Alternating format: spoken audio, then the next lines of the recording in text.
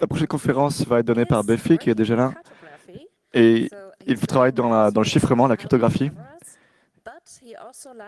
Et, et il aime bien détourner des objets et les réutiliser pour leur trouver de nouveaux cas d'utilisation.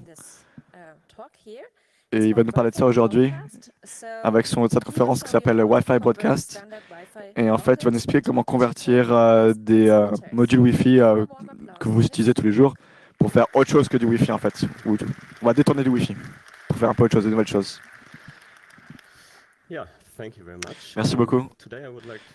Donc, aujourd'hui, je vais vous présenter mon travail sur la modification de modules Wi-Fi pour les utiliser d'une manière qu'ils n'ont pas été conçus pour. Un exemple serait de broadcaster des transmissions ou les utiliser pour créer le contenu aujourd'hui. Je vais commencer par ce qui me motive de faire ça. Pourquoi est-ce que vous auriez besoin de faire ça en fait? Pourquoi vous avez besoin de faire ces changements sur ces modules Wi-Fi? Parce qu'on les utilise tous les jours, ils fonctionnent déjà très bien. Et c'est vrai pour le cas d'utilisation pour lesquels ils sont prévus pour. Mais il y a un tas d'autres cas d'utilisation où le standard Wi-Fi ne fonctionne pas correctement, n'est pas adapté. Et donc on va se concentrer sur ces cas d'utilisation différents qui ressemblent à du Wi-Fi mais qui ne sont pas du Wi-Fi. Donc je vais commencer par vous montrer le principe de fonctionnement général. Et ensuite je vais vous montrer comment on peut améliorer les transmissions faites par les modules Wi-Fi pour faire des transmissions qui sont vraiment très difficiles à perdre, très fiables. Et je vais vous montrer quelques cas d'utilisation. Je vais vous faire à la fin, je vais également je vais avoir quelques vidéos pour vous montrer un peu des démos quoi. Donc, commençons par ma motivation, ce qui me motive. Et un bon exemple d'une application de ce que je fais, si vous voulez construire un logiciel libre avec un drone, donc n'importe quel type de drone, par exemple un quadcopter, c'est pas très important quel type de drone c'est. La partie importante, c'est que ce drone a une caméra attachée sur le drone et qu'elle envoie directement via téléversement les images, la vidéo. Et ce qui serait bien, c'est de pouvoir uniquement piloter le drone uniquement en regardant la vidéo, ce flux vidéo. Et du coup, la fiabilité de ce flux vidéo est très très importante. Il faut qu'on ait toujours la vidéo, il faut toujours qu'elle soit fluide pour pouvoir piloter le drone. Peut-être que certains d'entre vous ont déjà une idée de comment est-ce qu'on pourrait réaliser ça. Donc, vous pourrez rajouter par exemple du matériel Wi-Fi dessus sur le drone, écrire un point d'accès sur le drone. Et sur le sol, vous pourriez par exemple utiliser un ordinateur portable pour vous connecter au Wi-Fi du drone. Et depuis le drone, du coup, envoyer votre flux vidéo sur l'ordinateur via des packs à UDP par exemple. Ouais, c'est plutôt une bonne idée.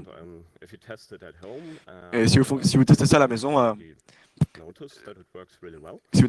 vous vous rendrez compte que ça marche en fait peut-être plutôt bien. Mais si vous testez ça dans la vraie vie, dehors, vous allez vous rendre compte que vous allez avoir des problèmes de connectivité, de connexion, et vous allez perdre la connexion avec le drone. Et du coup, vous allez devoir piloter à l'aveugle un drone, ce qui n'est pas très évident. Ok, peut-être que c'est pas trop grave. Le Wi-Fi, d'habitude, ça se reconnecte tout seul. Peut-être que la reconnexion automatique, ça va vous aider. Peut-être qu'en fait, ça va pas vous aider du tout.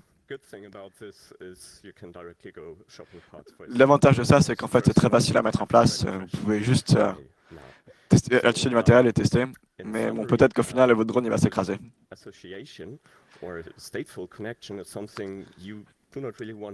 Un des problèmes ici, c'est qu'en fait, le Wi-Fi, ça a un mécanisme d'association qui garde un état. Et c'est très difficile de garder un état dans un environnement où les transmissions ne sont pas très fiables.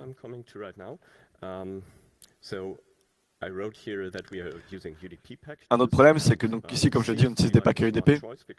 Et ça semble être le bon choix, parce que c'est unidirectionnel, et qu'UDP, en fait, c'est sans état.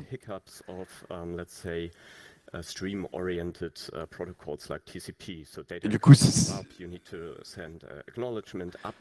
plus intelligent peut-être que TCP où c'est un flux, il faut renvoyer des acknowledgements, il faut renvoyer des paquets vers le drone. Avec UDP, on n'a pas besoin de faire ça. It's not, because under the hood, like on a network layer, it seems to be fine, but on a MAC layer.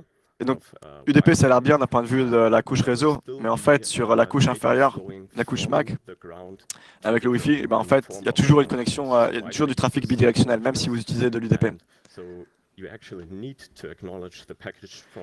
Et donc, en fait, même en utilisant l'UDP à travers du Wi-Fi, vous avez quand même besoin d'envoyer des accusés de réception vers le drone. Et donc, vous avez besoin d'avoir un flux qui va du sol vers le drone. Et c'est quelque chose que vous ne voulez pas avoir parce que du coup, au lieu de dépendre de deux liens, au lieu de dépendre de un lien, du drone vers le sol, vous allez dépendre de deux liens, du drone vers le sol et du sol vers le drone. Et c'est quelque chose que vous ne voulez pas parce que c'est beaucoup plus compliqué à opérer. C'est moins fiable. La bidirectionnalité, c'est moins fiable. That is that you ideally want to have asymmetrical setups. So idéalement, vous voulez avoir quelque chose de complètement asymétrique. Et donc, par exemple, aussi, vous voulez pouvoir augmenter la portée du réseau Wi-Fi. Donc, par exemple, vous pourriez installer un amplificateur pour faire ça.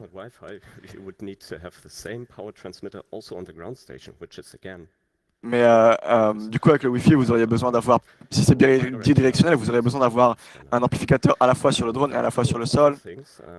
Et c'est pas très pratique.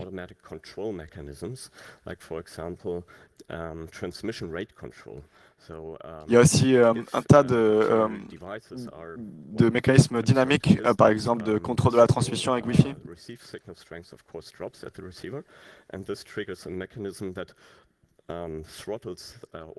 Donc, par exemple, si jamais les algorithmes qui gèrent le Wi-Fi se rendent compte que la transmission n'est pas terrible, la qualité n'est pas terrible, on va par exemple réduire la bande passante. Et tout ça, ça se passe automatiquement si vous n'avez pas le contrôle là-dessus.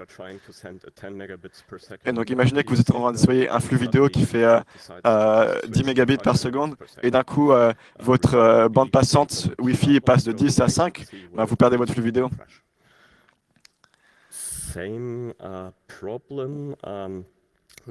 Donc le contrôle de la bande passante automatique et le contrôle de la puissance de transmission automatique.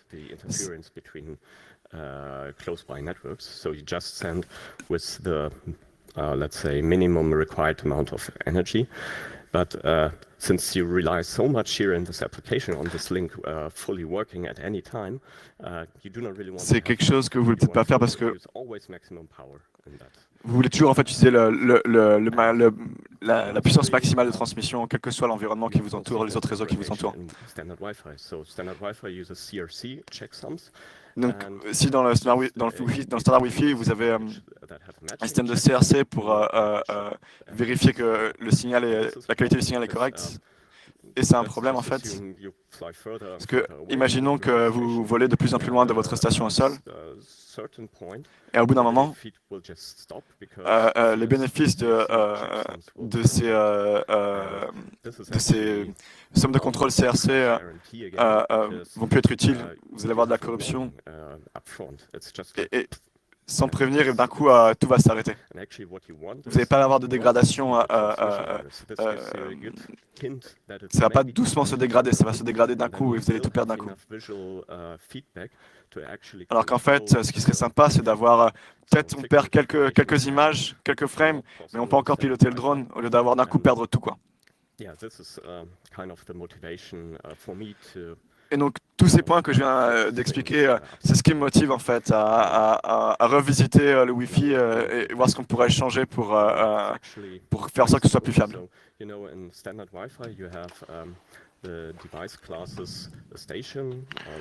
Dans le Wi-Fi de base, on a une station de base, un access point, et on se connecte dessus. Et le Wi-Fi, il broadcast tous les modes qu'il travaille dessus. Et du coup, on dit le transmetteur et le receiver. Et on utilise des dongles standards qui sont relativement bon marché. Et basé sur ces noms, on peut déjà voir qu'en fait, c'est vraiment du unidirectionnel.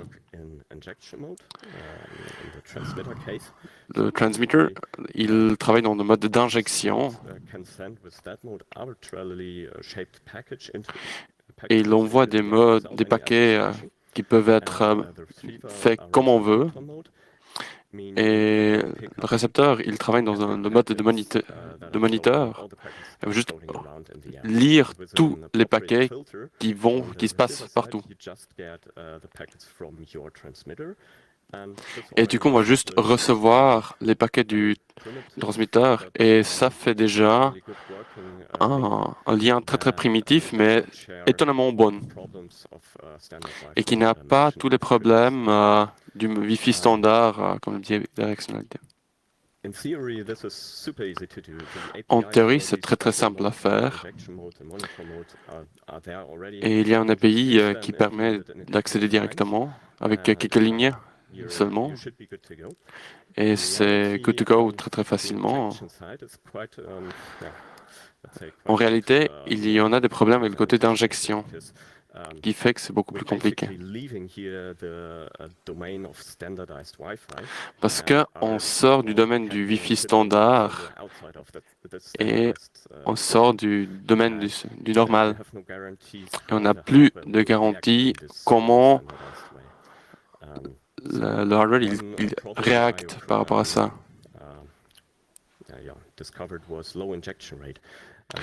Et quelque chose qu'on a vu, c'est que l'injection rate va être relativement bas et que pour certains chips, c'est vraiment terriblement mauvaise, très très bas.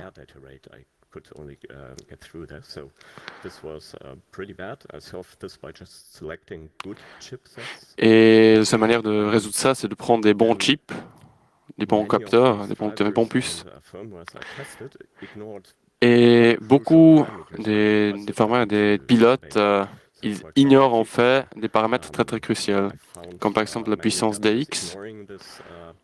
Beaucoup d'adapteurs, ils ignorent ce paramètre et ils envoient juste à la puissance minimale qui est contraire à ce qu'on veut.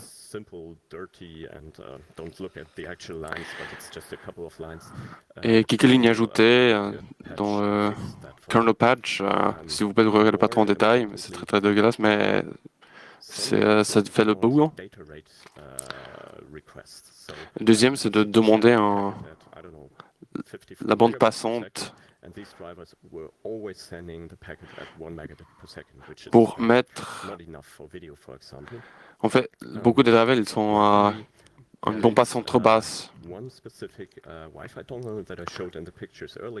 Heureusement, il y a un dongle, celui que j'ai vu avant, qui permet de changer le firmware, qui est accessible. Et du coup, on juste télécharger et le flasher sur le dongle. Et ça permet d'avoir du contrôle sur le data rate comme on veut.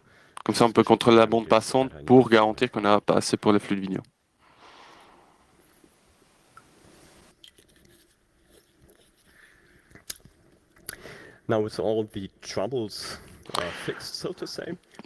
Disons, tous les problèmes sont résolus. On remet sur ce système qu'on a vu avant. Et ça marche relativement bien. Et plusieurs centaines de mètres, j'arrivais à faire avec ce setup. Sans ajouter trop des choses autour. Mais ma motivation pour ce projet, c'était beaucoup plus de faire des opérations du point de vue de l'oiseau. Et du coup, il fallait augmenter la distance possible. Donc, c'était pas suffisant encore.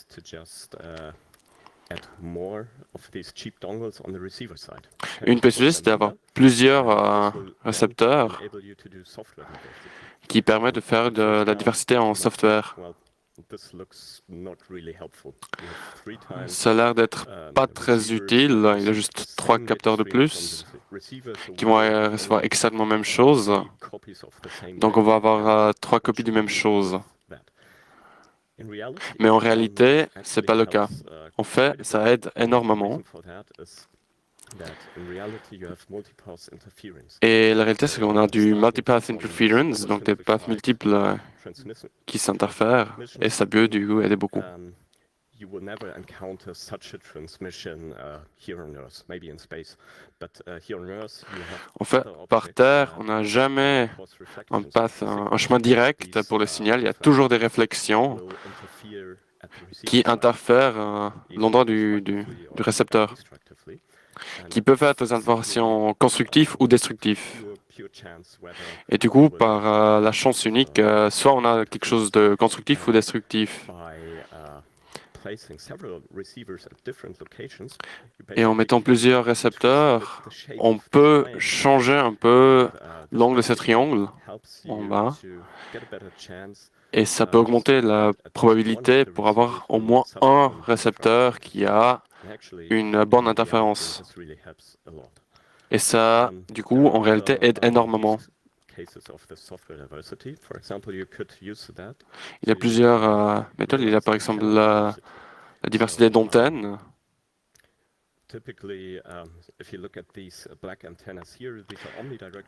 Par exemple, quand on regarde ces antennes noires, c'est des antennes omnidirectionnelles qui sont des 360 degrés. Mais on peut mettre des antennes différentes pour les différents récepteurs. Et du coup, prendre une antenne qui a un gain très très haute pour des longues distances. Si on sait, en fait, je vais voler que dans cette direction-là.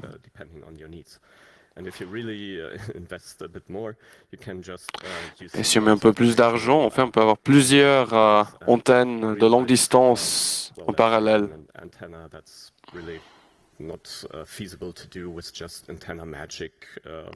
En fait, c'est une antenne qui n'est pas possible de faire juste avec la magie d'antenne et l'électronique. Et un autre cas d'utilisation, c'est en fait la couverture spatiale. Du coup, ça aide énormément là où on a des occlusions, des endroits où le signal ne peut pas passer, par exemple, à travers des murs, ou pas passer par-dessus. Donc, on peut juste mettre plusieurs récepteurs à différents endroits. Et le software mélange automatiquement le signal de tous ces récepteurs et on reçoit un stream de données logiques et tout ça se passe automatiquement d'une clé à l'autre. Donc, laissez-moi vous expliquer rapidement comment tout ça fonctionne. C'est en fait assez simple. Donc, par exemple, ici, on a un exemple avec 3 cartes, 4 paquets qui sont consécutifs. Et imaginons juste que vous avez reçu un paquet, par exemple une erreur CRC. Il y a quelque chose qui s'est mal passé, mais on ne sait pas exactement quoi. Au moins un bit a changé, a été flip. Mais ça pourrait être autre chose, pourrait être très grave ou pas très grave, on ne sait pas. Mais les autres cartes ont reçu le paquet correct, avec une bonne système de contrôle CRC. Et donc si on combine si on combine ces 3 réceptions, et ben, on peut avoir le bon résultat. Le second paquet, peut-être qu'il sera bon sur la première carte, mais on a eu une erreur CRC sur la carte 2, peut-être qu'on n'a pas du tout reçu sur la dernière carte. Mais encore une fois, ici, le choix est facile, on part en celui qu'on a bien reçu et en combinaison de ces 3 résultats, on arrive à un bon paquet. Troisième paquet, voilà, on a 2 erreurs de centre de contrôle et un paquet qu'on n'a pas reçu. Ici, le choix est difficile à faire, mais la meilleure chose qu'on pourrait faire, c'est prendre un des paquets avec l'erreur de centre de contrôle CRC. Peut-être le paquet qui a été reçu avec le meilleur signal, la meilleure puissance de signal. Et le dernier paquet peut être complètement manquant sur toutes les cartes. Et ça arrive souvent quand on a des interférences externes. Par exemple, une étincelle, je ne sais pas, quelque chose, un phénomène externe. Et vous ne pouvez pas faire grand-chose dans ce cas-là.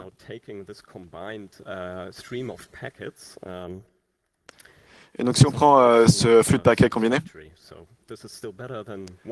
c'est beaucoup mieux qu'une carte, mais bon, il y a encore des artefacts, des choses manquantes.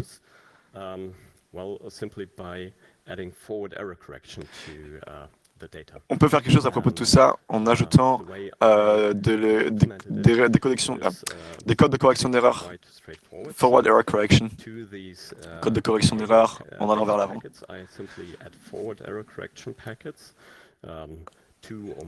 Donc en fait, on pourrait rajouter des paquets supplémentaires. Et le nombre de paquets supplémentaires que vous allez rajouter va dépendre de la bande passante, de la qualité du lien, du signal que vous avez.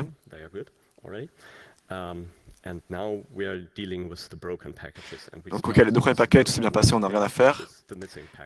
Mais après, on a donc ce paquet corrompu et ce paquet manquant.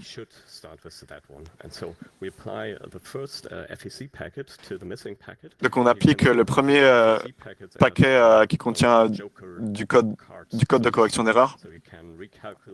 Et en fait, avec des algorithmes de correction d'erreur assez malins, on peut recalculer la donnée qui est manquante. Et du coup, on est capable de retrouver ce paquet manquant. Et pareil, on pourrait utiliser un autre paquet de correction d'erreur pour fixer la corruption du paquet. Donc, bien sûr, ici, c'est un exemple optimal. En vérité, vous avez des situations où vous avez utilisé tout le paquet de correction d'erreur. Et vous ne pouvez plus rien faire. Et si ça arrive trop souvent, vous pouvez peut-être essayer de rajouter plus de paquets de correction d'erreur. Donc ça, c'était les principes basiques du truc. Maintenant, j'aimerais vous montrer quelques cas d'utilisation et des outils que j'ai développés et qui utilisent tous ces principes qu'on a expliqués. Donc, premièrement, c'est un peu artificiel comme exemple, mais c'est un transfert simplifié. Donc on a un récepteur, donc on veut recevoir tous les paquets. Donc on commence par lancer ce programme qui s'appelle RX. On lui donne en argument le récepteur Wi-Fi qu'on va utiliser, la carte qu'on va utiliser. Et donc, mon logiciel est assez malin, quoi. Si vous avez plusieurs récepteurs, il serait capable de tous utiliser d'un coup. Et toutes les données reçues vont être affichées sur stdout et ensuite pipelinées vers un autre programme pour l'affichage. Et donc, du côté de la transmission, on a à peu près la même chose, sauf que d'abord, on lit l'image sur la sortie standard et ensuite, on la pipeline vers notre logiciel de transmission par broadcast. Et donc voilà, ça va être envoyé à travers l'air et reçu. Et ça marche. Simple, mais un peu artificiel. Maintenant, voici un cas d'utilisation vraiment réel que j'utilise sur mon drone pour transmettre la vidéo. Comme ordinateur, j'utilise un Raspberry Pi qui est sur le drone, non, qui passe sur la station du sol. Bon, ça a l'air un peu plus compliqué que les commandes, mais en fait, c'est un peu plus simple. Donc la première commande, c'est un outil standard pour le Raspberry Pi qui en fait envoie une vidéo compressée avec H264. Et donc on envoie cette vidéo dans le programme de transmission. Et même s'il n'y a pas de récepteur, le programme de transmission va quand même envoyer tout ça. Une alternative, si vous ne voulez pas utiliser un Raspberry Pi, c'est d'utiliser juste GStreamer. Et ça ressemble un peu à la même chose. Par exemple, vous pourriez utiliser un périphérique vidéo for Linux qui serait une caméra par exemple. Et hop, vous récupérez l'image de la caméra et vous envoyez ça sur le transmetteur. Vous pouvez bien sûr faire la même chose dans le sens inverse. Et du coup, prendre les données reçues et les envoyer dans GStreamer pour l'affichage.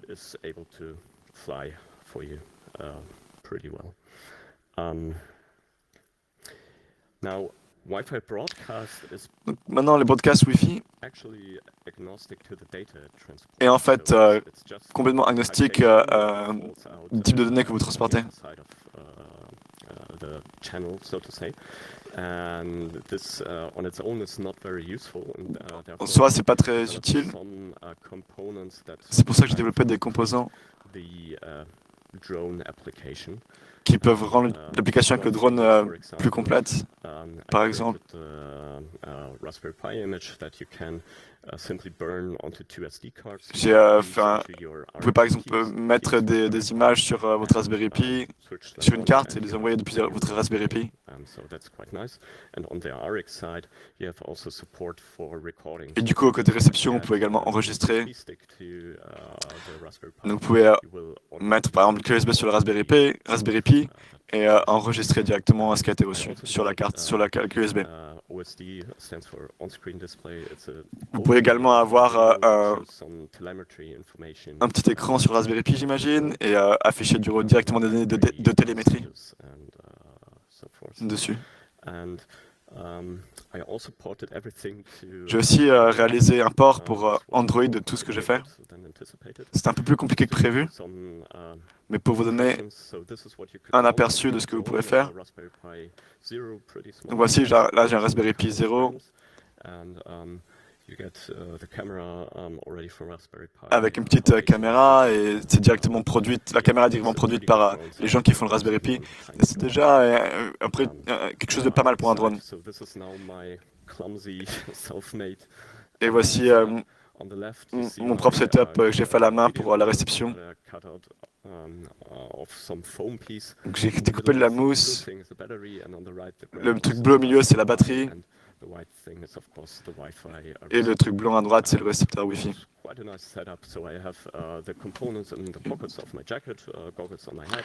Ce setup assez joli, j'ai tout dans ma poche et je peux prendre avec quand je veux voler. Ça, c'est une image de mon display. Vous voyez des choses comme la force du signal, l'horizon artificiel ou la distance juste chez moi. Vous allez voir des autres exemples de tout ça.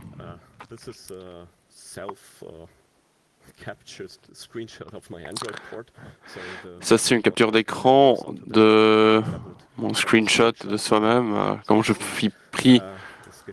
Enfin, vous voyez sur le display directement ce que j'ai pris comme screenshot. Et ça trouve directement du dongle au Android. Et j'ai dû recompiler le kernel du Android, c'est un peu complexe parce que j'ai dû faire un change root et envoyer ça au netcap qui envoie après des paquets UDP en port local. Et du côté Android, j'ai dû recevoir les données du port local et après les afficher sur l'écran. C'est pas très bien pour l'utilisateur, mais ça marche.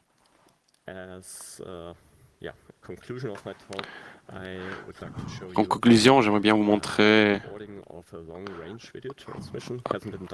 un record d'une transmission longue distance. C'est pas fait par moi.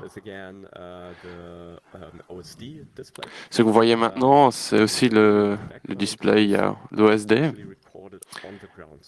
Et la vidéo en arrière, c'est en fait regardé sur place. C'est en fait la vidéo que vous voyez comme pilote. C'est un avion en fait. Et vous voyez dans l'air. Dans quelques secondes, vous voyez l'antenne du drone, qui n'est rien de spécial, c'est juste cette bague grise. C'est une antenne omnidirectionnelle tout à fait standard. Vous regardez en bas, ça c'est la distance à l'opérateur, qui est énorme.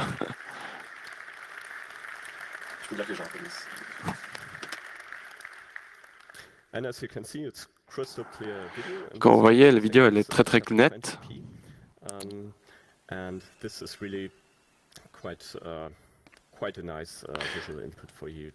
C'est un très bon input visuel pour contrôler votre drone, en fait. Et je vais laisser tourner ça pendant les questions. Merci beaucoup et je suis content de prendre vos questions.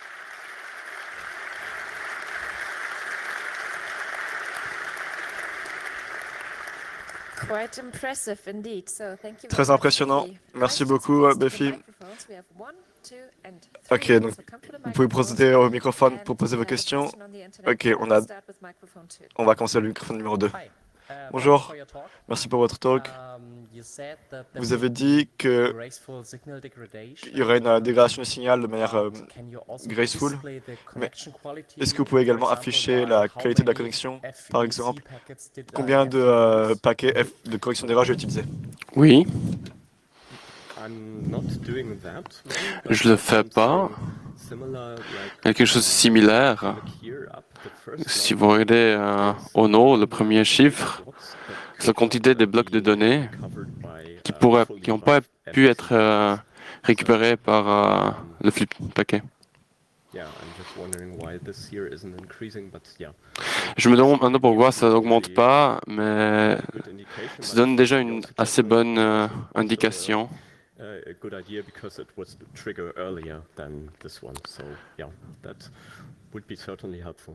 Mais ce serait certainement utile.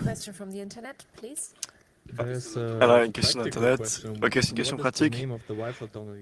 Quel est le nom du récepteur Wi-Fi et transmetteur Wi-Fi que vous utilisez? Laisse-moi tourner en arrière sur l'image. Donc cette pièce blanche s'appelait TL-WN7, N. Si vous achetez celui-là, faites sûr que vous avez la première révision, parce que les révisions plus tard, ils ont refait tout l'intérieur du chip et ils utilisent un chip différent. Je suis très impressionné par ce que vous faites. Avec du matériel pour gens normaux, consumers, pas professionnels, vous arrivez à atteindre des distances de plusieurs dizaines de kilomètres?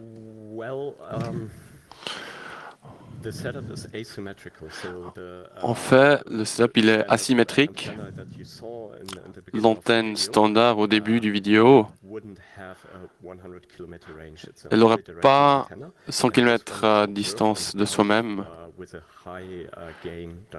En fait, c'était regardé depuis le sol avec une antenne directionnelle très haute amplification. Et j'aimerais que si vous installez cette antenne sur l'avion pour le lire en fait depuis le sol. J'aimerais savoir quelle technologie vous utilisez pour filtrer les paquets depuis le côté de réception. Une fois que vous êtes en mode moniteur, comment est-ce que vous filtrez les paquets? Qu'est-ce que vous utilisez pour sélectionner seulement ceux liés à la vidéo? CPF. Les paquets que j'utilise ont une adresse MAC spéciale. J'applique les PF là-dessus. La télémétrie est aussi envoyée par du broadcast Wi-Fi. Et celui-là, il supporte des ports pour avoir plusieurs flux en parallèle.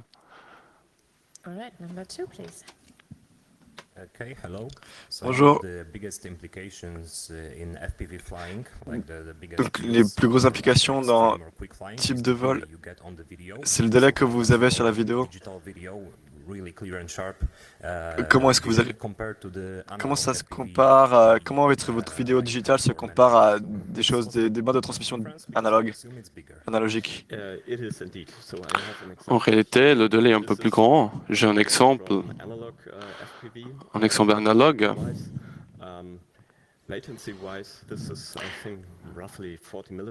Niveau de latence, c'est autour de 40 millisecondes.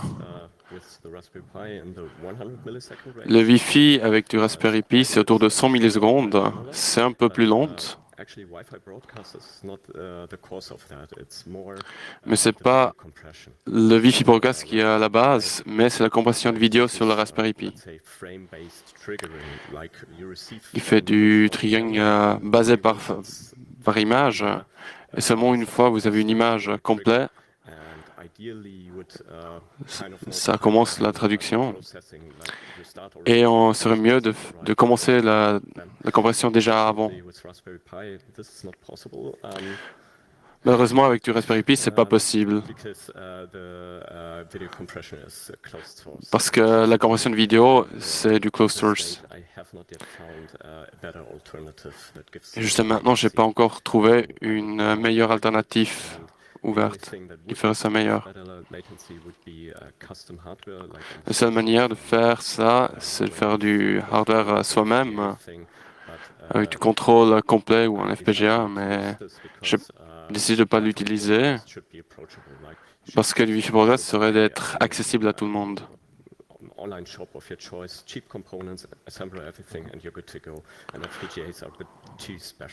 Et les FPGA sont un peu trop spéciaux pour ça, de prendre des trucs de base sur un online shop normal. Vous avez montré uniquement le Raspberry Pi sur la caméra, mais vous n'utilisez pas le chip Wi-Fi Broadcom, c'est le truc TP-Link. Et oui, c'est bien ce que le présentateur a dit, que c'est bien ce qu'on fait, utiliser le truc TP-Link. Merci beaucoup pour votre conférence. J'ai cru connaître le dongle Wi-Fi, j'en ai un moi-même en fait, et je me demandais, est-ce que le chip Atheros, est-ce qu'il reste encore des chips, enfin des dongles Wi-Fi Atheros avec cette révision du matériel? Enfin, je ne sais pas exactement s'ils sont encore accessibles. Parce que si vous êtes dans un magasin maintenant, vous ne pouvez plus trouver ce dongle Wi-Fi. Il y a d'autres alternatives. Par exemple, le 5 GHz, vous pouvez utiliser des autres puces. Il y a un lien sur mon blog. Il y a un lien pour cette présentation. Si vous êtes utilisé pour des applications drone, il y a 3 ou 4 présentations déjà qui ont déjà augmenté la fonctionnalité par plusieurs ordres de magnitude. Merci. Ok, prochaine question. Merci pour votre conférence. C'était très impressionnant de voir une vidéo claire. Une question est, comment vous contrôlez le drone? Est-ce que c'est une autre communication unidirectionnelle? Vous pouvez utiliser du Wi-Fi Broadcast pour ça aussi. Vous pouvez faire le RX et TX sur le même dongle en parallèle. Ça marche. I personally am a big fan of having the highest possible reliability on the control channel. Moi, je préfère d'avoir plus haute fiabilité sur le canal de contrôle. Donc, j'utilise des choses comme vous pouvez les acheter sur le marché. Ils font un petit peu d'interférence, mais il y a des chemins pour enlever ça. Et je fais vraiment la plus haute fiabilité pour le contrôle. Et je sais que pour du vidéo feedback, c'est moins important, mais c'est juste opinion personnelle. Et notre dernière question. En ce qui concerne la correction d'erreur, vous avez montré que si vous utilisez des paquets de correction d'erreur, vous pouvez utiliser ça pour réparer des paquets cassés. Est-ce que vous avez regardé s'il était possible? J'ai pas très compris la question, mais si vous pouvez reconstruire. Donc si par exemple si j'ai deux.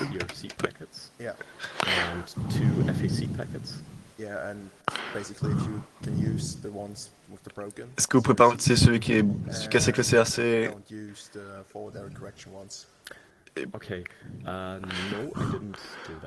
J'ai pas regardé ça. Désolé pour ça. J'ai pas plus d'informations là-dessus. Thanks. Okay, another last question. Ah, encore une dernière question. Avec des vidéos analogiques traditionnelles, vous avez la possibilité de choisir le canal sur lequel vous transmettez, sauf que plusieurs personnes peuvent voler en même temps. Donc vous avez mentionné que dans le broadcast Wi-Fi, vous pouvez avoir différents ports pour différents streams. Combien de ports pouvez-vous supporter en même temps et combien de drones vous pouvez avoir dans l'air en même temps? Est-ce qu'il y a la possibilité, plus ou moins de ports, si vous avez besoin de bande passante? Enfin, oui, si vous limitez la bande passante, vous pouvez transmettre plus en parallèle. Je ne recommande pas d'utiliser des ports différents pour voler des drones en parallèle, parce qu'il y a des drones qui pourraient être gentils et d'utiliser moins ou plus de bandes passantes. Donc je recommande d'utiliser des canaux Wi-Fi différentes pour les séparer. Et en fait, le dongle blanc que je vous montre, il est assez puissant et vous pouvez le détuner pour même aller à des bandes passantes en 3 GHz ou plus. Merci beaucoup, Befi. Applaudissez pour Befi, s'il vous plaît. Ah, cette traduction, vous avez été...